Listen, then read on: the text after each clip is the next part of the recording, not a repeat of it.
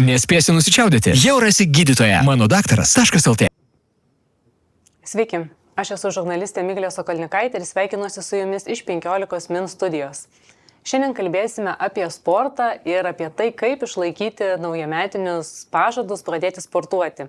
O mūsų laidoje šiandien yra Vilma Karosienė. Sveiki. Sveiki. Klinikos Taps sveikas vadovė, kineziterapeutė ir gydomojo masažo specialistė. Tai atskleiskite paslaptį, kaip pradėti sportuoti reikėtų. Oi, čia iš tikrųjų paslaptis ir labai kiek žmonių, tiek paslapčių, matyt, skrinutę savo jie turi šiuo klausimu irgi. Ir kaip jas atrakinti, būna nelengva. Bet pagrindinis, matyt, dalykas, ką aš galėčiau pasakyti iš savo darbo patirties, iš savo asmeninės patirties, tai yra norėti. Norėti judesio. Jeigu gąsdina žodis sportas, gali tai būti, nes su sportu turim visokių asociacijų, gal nebūtinai ir malonių ir nepasitikim, kad čia aš galiu sportuoti, pavyzdžiui, gali ir šitas įtakoti ir nemotyvuoti. Tai galima bet kokį kitą žodį parinkti. Fizinis aktyvumas, judesys, bet kokia veikla, kai aš judu. Kai nesėdžiu vietoj, nestoviu vietoj, nesu ilgai gulimoj padėti ir bet kokioj, kai nėra judesio. Nes gal pats žinojimas irgi gali padėti pradėti sportuoti ar judėti kitu būdu.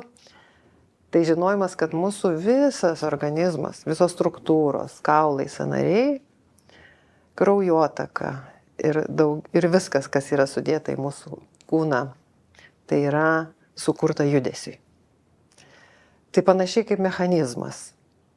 Automobilius, kas turim, gal kokius kitus mechanizmus, žino gal, kad kuo ilgiau stovi, tuo sunku jį užvesti, arba jau reikia sutepti po kokios žiemos tą dviratį balkone. O apie savo kūnus pamirštam, bet principas tai tikrai panašus. Ar paprastas prietaisas stovintis rūdyje, ar žmogus su savo biomechaninė sistema irgi galima, taip sakyti, truputį už rūdyje. Tai gali būti, kad toks žinojimas irgi motyvuotų žmogų atsistot ir išeiti pro tas duris. O jau ką pasirinkti, ar sportu pavadinti, ar nesvarbu jau čia. Svarbu, juda rankos kojos ir rezultatas, matyt, dar kaip jaučiuosi po viso to, irgi gali motyvuoti. O kokie turėtų būti pirmieji žingsniai žmogaus, kuris motyvuotai nori pradėti sportuoti? Nori jau. Jau nori. Jau nori. Tai nepradėti nuo didelių dalykų. Nepradėti nuo štangų, nepradėti nuo bėgimo, pradėti nuo ėjimo. Ir pradėti nuo paprastų judesių savo kūno dalimis, galbūt pasitart su kažkuo, ateiti į sporto įstaigą, pas specialistą, galbūt kažkam bus taip kelias malonesnis ar labiau suprantamas, jeigu nepasitikiu savim, nežinau, ką daryti. O jeigu visiškai nežinau, tai tiesiog eiti. Jau čia yra prigimtinė žmogaus funkcija eiti, daryti ir eiti tiesiog. Atsistot, išeit pro duris ir pirmin. Bet jeigu reziumuojant, vėlgi, tai nepradėti nuo didelių. Nuo per didelių tikslų, nes ir kūnas turi priprasti po truputį. Nes kai bus per sunku, ar po kažkokio didelio užsiėmimo sporto skaudės, tai tikrai nebesinorės greičiausiai grįžti prie to paties. Tai toks patarimas. O kokios klaidos dažniausiai vyrauja iš jūsų praktikos? Turbūt tos pačios, kad per daug griebiuosi, per daug svorio paėmiau, visom prasmėm svorio. Arba pažiūrėjau į kitą, jam patinka tas, gal ir man patiks. Tai čia šitoje vietoje reikėtų gal irgi paieškoti, kur man malonu būti. Kažką malonu sporto salėje. Ir tiesiog sporto salė, mechaniniai aiškus judesiai, pakartojimų skaičius. Kitam smagiau kolektyve. Pavyzdžiui, mankštų grupiai. Paieškoti įvairovės, nes tikrai jos yra labai daug. Patinka gamta, tai va, tas pats ėjimas irgi gamtoje puikus užsiėmimas ir puikus sportas, keičiant ėjimo greitį. Tai va, turbūt tos klaidos, kai per daug savo užkeliam reikalavimų, o kūnas, tai jisai dar nepripratęs. Tai jį pratint po truputį, kad jis tos motyvacijos nenumuštų kokiu nors priekaištų paskui. Raumenų skausmų, pavyzdžiui, ar sąnarių. Nes gali būti nuo per didelės apkrovos, kad skaudės. Daug kas mėgsta dar irgi iš praktikos įvairius komandinius dabar žaidimus. Tenisas, lauko tenisas, nors būtinai gal nebūtinai tai komandinis, bet tokius, tai jis irgi gerai būtų pasiruošti. Nes tikrai dažnai irgi kreipiasi dėl pastovaus judesio, pakartotinus judesius kartojant, raketę mušinėjant, tai alkūnė petys. Tai čia vien dėl to, kad nepasiruošęs. Tai tiek. O kodėl žlunga planas ir tikslas pradėti sportuoti? Ar tai yra žinių stoka, ar kaip jūs sakėt, motyvacija kartais dingsta? Nuo ko tai priklauso ir kaip išlaikyti tą tikslą sportuoti? Aš galvoju, kad visada geriausia turėti kažkokį tikslą. Ne tikslą sportuoti, bet tikslą pasijausti. Nes sportas ar judesys, jisai kaip priemonė galėtų būti ir turėtų būti. O geriau jaustis, būti linksmesniam, mažiau sirgti peršalimo ligom, pavyzdžiui. Apie svorio čia metimą daug kas irgi kalba, bet, sakykime, tai susiję dalykai ir jeigu tai motyvuoja, tai labai gerai irgi. Tai manau, kad tiesiog pagalvoti, koksgi tas tikslas sportuoti. Nes, kad ir valgom, tarkim, ar ne. Aišku, būna ir tų betikslio gal valgymo, bet dažniausiai dėl to, kad sotus jaustumėsi, kad malonu pavalgyti irgi tikslas yra maloniai praleisti laiką. Tai panašiai ir su sportu, sakyčiau taip. Jūs vedate grupinės treniruotės, taip? Su kokiais skausmais žmonės ateina, kuo jie labiausiai skundžiasi? Tai didžioji dalis iš tikrųjų yra juosmeninės nugaros dalies skausmai. Vienokie ar kitokie. Tai didesnis procentas tokių atkeliauja pas mus gydytis ir pečių juosta antra priežastis. Moterim gal daugiau. Kaklas pečiai. Tai viena yra sėdimas gyvenimo būdas ir darbo režimas, ir kita yra stresai. Jų yra daug visur. Ir esant stresui, pečių sprando sritis absoliutiškai visada reaguoja. Ir tas raumenynas šitos zonos yra pastoviai parengty. Reiškia, užspazmuotas, laukia užduoties. Pulk arba bėk. Reiškia, stresas, nesvarbu, koks jis būtų, nebūtinai fizinis, čia kokia baimė ima ar kažkas puls, bet netgi darbinis, užduotis, terminai, greit reikia padaryti, prikrito daug užduočių, reikėjo vakar padaryti, visą tai kaip faktas kelia stresą. Tai pečių sprando zona, bet dabar jau praktiškai pradeda prisivyti ir juosmeninės nugaros dalies skausmus. Tai vėlgi, o pečiai ir juosmeninė dalis tai yra stuburas. Daug sėdim. Stuburui sėdėjimas yra pati nepalankiausia padėtis. Jis vargsta. Ir nėra teisingo sėdėjimo padėties. Tai jeigu neišvengiam sėdėjimo, tai vis tiek geriausia kažkaip tas padėtis keisti. Nes užsisėdim, kraujotaka stoja, o kraujas yra maistinės medžiagos, badauja mūsų kažkurios sritys užspaustos sėdėjimo, tai ir ten pradeda skaudėti, kaip kitaip kūnas pasakys, kad jam blogai. Tai kažkokiais skausminiais signalais. Nu tai va dar viena motyvacija gali būti. Jeigu kitos nesuveikia, tai tada kūnas jau pasako, kad, nu gerbiamasis, gal jau kelkis, nes man jau ten blogai. Bet ar galima judėti, versti žmogų judėti per tuos skausmus? Ne, versti tai nei vieno nereikia. Jokių dalykų daryti, tikrai. Galima patarti.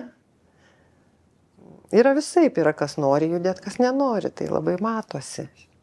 Tai pagal žmogų ir parenkam. Yra kas labiau mėgsta, kad kitas šiek tiek padarytų už jį, kažką pajudintų. Tai irgi gerai.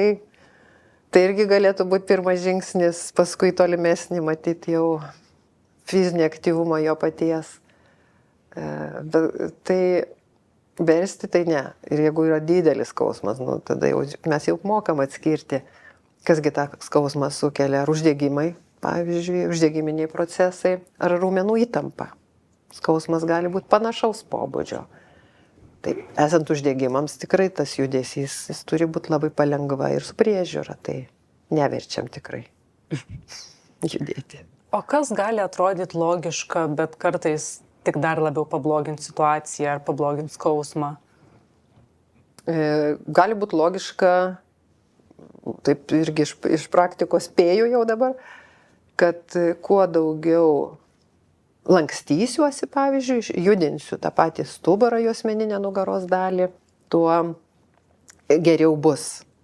Ar pavyzdžiui, iškart strikti iš pat ryto, anksti atsikėliau ir greitai lankstumai maksimalūs.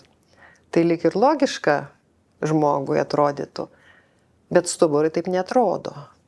Tai vat reiktų vis dėlto po trupučiuką, ne tik tai pačiam keltis ir protą budinti, bet ir lygiai taip pat stuburą palengva. Tai vat tokia man toks pavyzdys dabar iškyla šitą klausimą. O gal turit čia jūs kažką dar konkrečiai turėjot galvoj po to klausimu, ne? Ne, tiesiog buvo įdomu. Nu tai va vienas toks. Tokie aspektai. Dar irgi, jeigu sportuoja žmonės, tarkim, svoriai, va ką labai svarbu paminėti. Ir kitus klausimus atsakant, taip pat šitas labai tinka nepradėti nuo svorių salėje. Pavyzdžiui, einu į salę, sportuosiu, raumeninas mano stiprės ir aš stiprėsiu. Tai va čia šitoj vietoje irgi gali būti klaida ir dažnai būna, nes pagrindiniai raumenys svarbiausi žmogui, vaikščiojant, sėdint ir visom kitom prasmėm. Tai yra gilieji, tokie užstatinę padėtį atsakingi. Mes sėdim dabar tiesiai, tai labai dirba vidiniai raumenukai, kurie aplink stuburą. Ir ne tik, bet ir aplink stuburą apsisukę jie taip gražiai kaip apsauginiai saugos lankstelius ir jie dirba, kad mes galėtume sėdėti tiesiai. Tai vat jie yra svarbiausi mūsų sveikam gyvenimui. Tai logiška būtų pradėti nuo jų treniravimo, pirmiausia, aišku, įvertinimo, kurie labiau dirba, kurie iš viso šie atostogų galbūt ir neaptarnauja kūno, tai perduoda kažkam savo darbą. Pradėti nuo giliųjų raumenų, tiek dubens dugno, tiek pilvo sienos, tiek stuburą saugančių giliųjų raumenų. Tai pagrindiniai šitie yra raumenys. Čia kaip palyginčiau kaip pastatui pamatas. Kai pamatas tvirtas, teisingai suformuotas, tada jau galim fasadą visaip ir jį gražinti, ir didinti, ir balkonų gal kokių primontuoti. Tai tas pats būtų su tais didžiaisiais mūsų gražiais raumenim. Tada juos jau galima ir mankštinti. Tai va čia irgi, jeigu atsakiau klausimą. Aš įtariu, kad turbūt daug iš tikrųjų žmonių nežino šių patarimų. Manau, taip. Ir kokie klausimai jiems kyla atėjus pas jūs?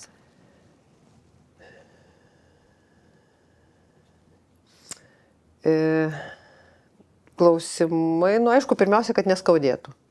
Kokių patarimų galbūt. Bet jeigu ateina mankštintis, tai patarimų mažai nori, ateina mankštintis. Ir dar reikia padirbėti, kad kūnas suprastų, žmogaus kūnas, kuris raumuo, atliekant vieną ar kitą pratimą, turėtų dirbti.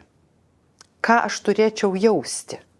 Kurioje vietoje, pavyzdžiui, yra tas raumuo, nesgi pavadinimai žmogus nežino.